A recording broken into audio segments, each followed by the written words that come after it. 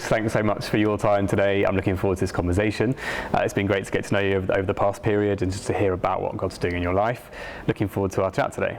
Yeah, brilliant. So good to be here with you, John, as well. And I'm really excited about what you're doing with these Kingdom conversations. Just looking forward to see who else you're going to chat to and what their heart is for what God's doing here in Bristol. So Chris, can you just start by telling us a bit about yourself, your background, your faith, how you got to where you are today? Yeah, sure, absolutely. So I'm one of the leaders here at Christ Church, have been for the last 3 years or so. And I came to faith when I was 16, and my father played a really big role in introducing me to Jesus and just walking alongside me as I discovered him and what it meant to have a relationship with Jesus. And just to remember that really fondly as those kind of first steps you take in that relationship with Jesus and how important that was to me. I'm married to Esther, the most wonderful woman, and we have 3 children. I would say children, 2 of them are adults now, the youngest soon will be. It's just a joy to share life with them. And I used to work in tech. So it's been a big change to come here into the church world and to be a leader in the church. In tech, I was doing design, so visual design, user interface design, leading design teams. And sometimes you find some things you did back in that arena are really relevant to this role as well. Chris, can you just talk to us a bit about your calling and what calling's meant to you, your kingdom calling? How has that manifested for you, and can you just explain about what your kind of area of ministry is today? Yeah, definitely.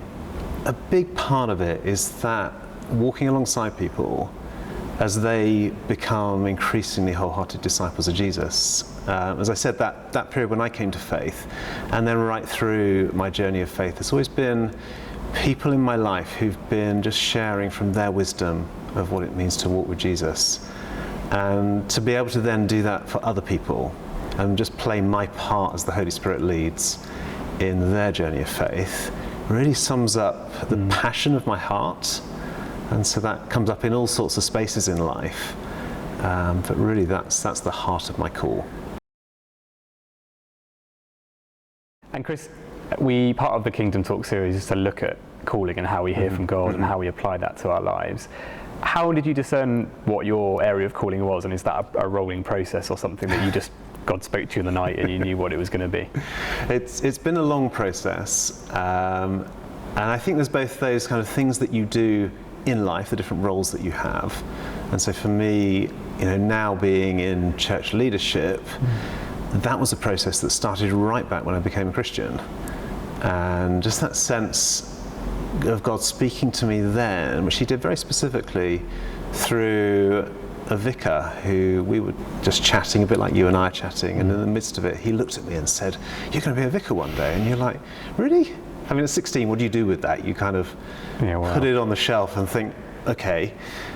But that kept happening through life, different people, different contexts, same message. And after a while you get, perhaps God's trying to say something to me. And I talked about those mentors in life, and you talk to them and say, this keeps happening. And wisely they said, well, perhaps that's God trying to get your attention.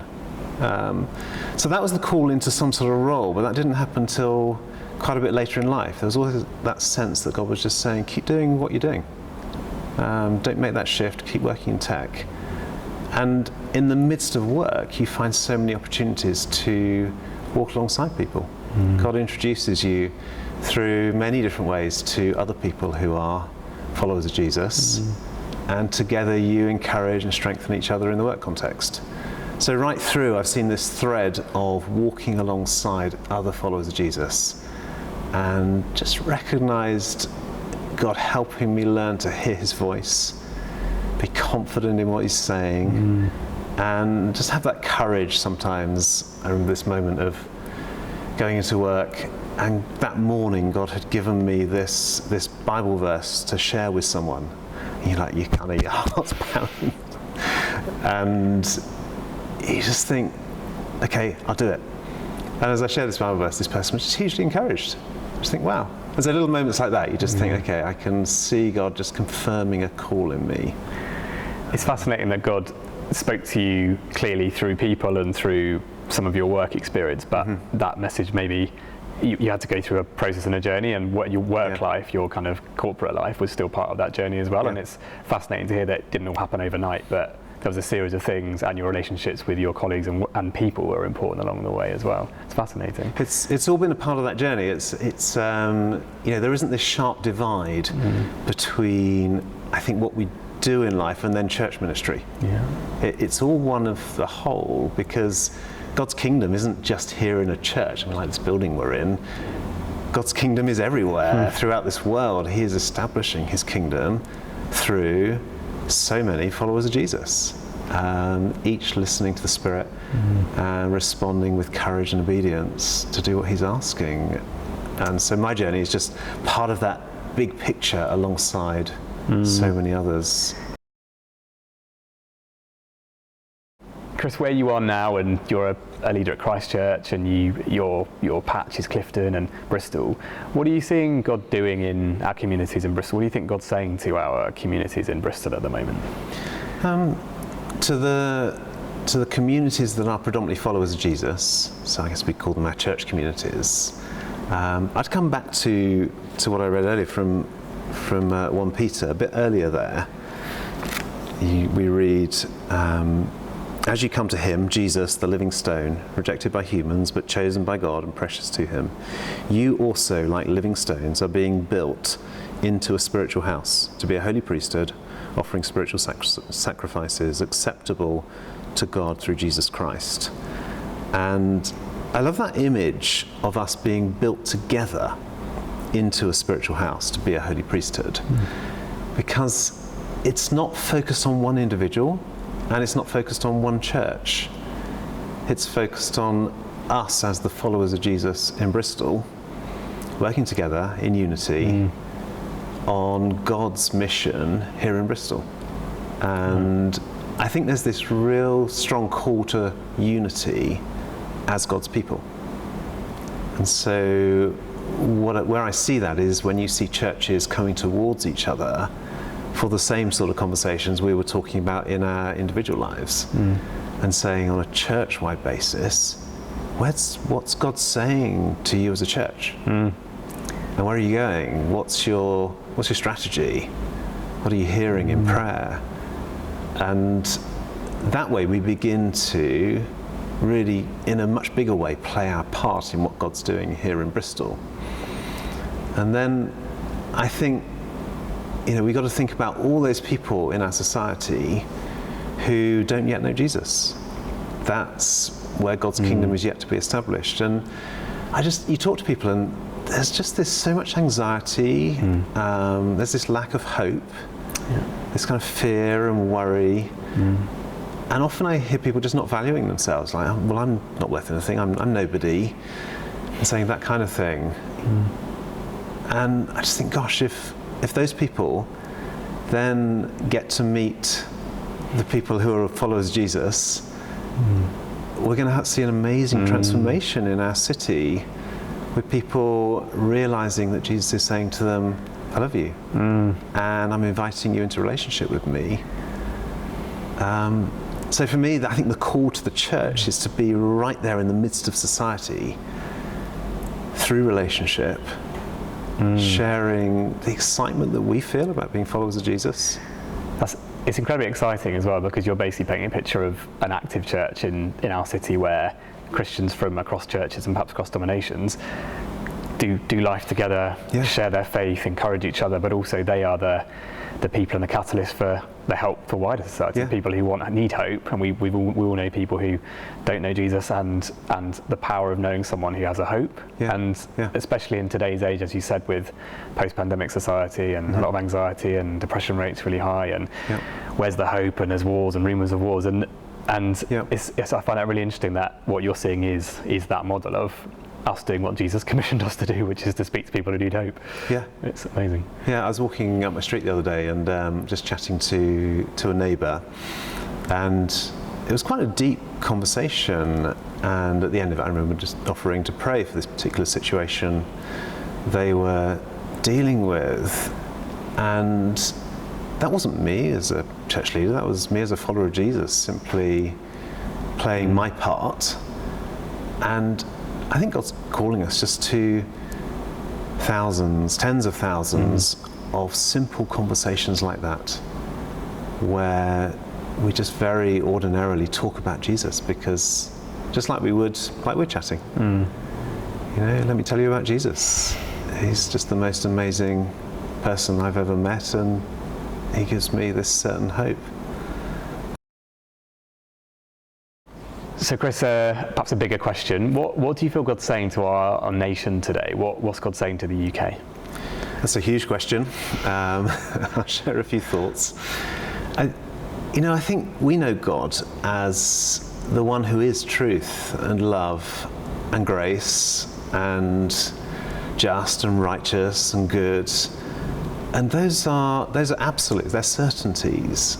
And yet we live in a society where everyone is encouraged to have their own version of truth. You know, this whole thing of relativism. It's okay for you to believe something and me to believe something completely different. And we just kind of go, yeah, that's okay. And I just wonder how that's working out, because it leaves people, when you're adrift from any sense of certainty, constancy, then what have you got to hope in? And so that sense of hopelessness that we often find in society, I just have a sense that that's connected to this reluctance to accept any absolute definition of truth. Now, we've come to that point of saying, well, that is God who expresses himself in Jesus and through dwelling in us by the Holy Spirit. And I just wonder, if you rewind in our history, we go through that era called Christendom, and church and state were deeply intertwined, and almost that choice to be Christians was taken away from people a bit. You know, the state, society, just that's what you did. You went to church. We now, I think, live in a really much more exciting era, because we're in this post-Christian era. Everyone has to make that choice for themselves. Okay? Church and state are not so tightly intertwined. And so every one of us is left with those huge questions in life, like, is God who he says he is in the Bible? And if he is, what am I going to do about it? Now, I believe he is. But everyone else, they've got to make that decision for themselves. And equally, is relativism the faith I want to live by? Because that is a kind of faith. And if it is, how's that working for us as a nation and as individuals? If that's causing hopelessness, what are we going to do about that? So my sense of what God's doing in this nation is calling people back to a recognition of who he is, daring to ask those kind of big questions, and then daring to act on them. I love the positive way you're viewing this too, which is some people would say, oh, the church is declining, and you know, there's crises after crises, and society's, you know, having a really challenging time. Actually, what we're saying is there's a realm of possibility. People who don't know Jesus yet have a possibility to know him. Those of us that perhaps have been brought up Christians have a chance to maybe reevaluate and think, is this a personal thing that I'm really taking seriously in my life? Why am I, you know? And the whole piece there is one of intentionality and making a choice, a life choice, rather than it being thrust upon you or not. So I think that's incredible, and there's a real hope, isn't there, for our city and our nation, that if we're living out our faith passionately for Jesus, then we're only going to positively impact people who might not know him yet, and then give them a chance to make their own commitment, which is incredible. And I think for us as people who already are followers of Jesus, we have that privilege of being part of that invitation to others. You know, it's always invitation. God never forces himself into people's lives. There's that invitation of the Holy Spirit to come and know Jesus. And so we are, in that sense, those bearers of hope. And it's a certain hope. But there's so many people who've yet to discover just the joy that certain hope will bring.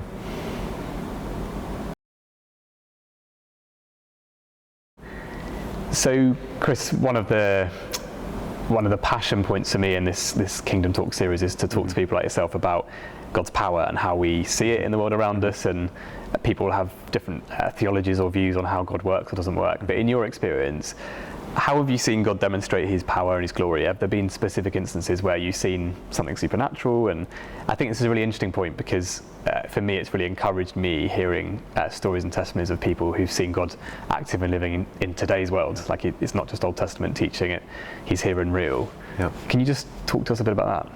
Yeah, definitely. I mean, in terms of those things that kind of surprise you and you look at them and think, gosh, that had to have been you working in extraordinary or supernatural ways, God. I remember I was at a conference sharing a room with a friend, and it's the middle of the night, and I wake up with this sense that I really should be praying for this person, and was given their name. And I looked across the room to where the other bed was and noticed that my friend was also sitting up in bed. I said, "What?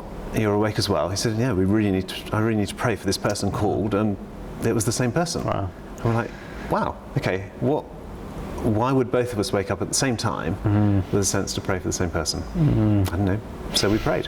I don't know to this day what that was about, only that we were obedient. So that was one. I remember as well, I was doing some theological training, and we were looking at just examples of where Jesus had been healing people and how he often said these really short prayers. It's like, see, or here, and we were just chatting about that amongst ourselves, saying, that's remarkable.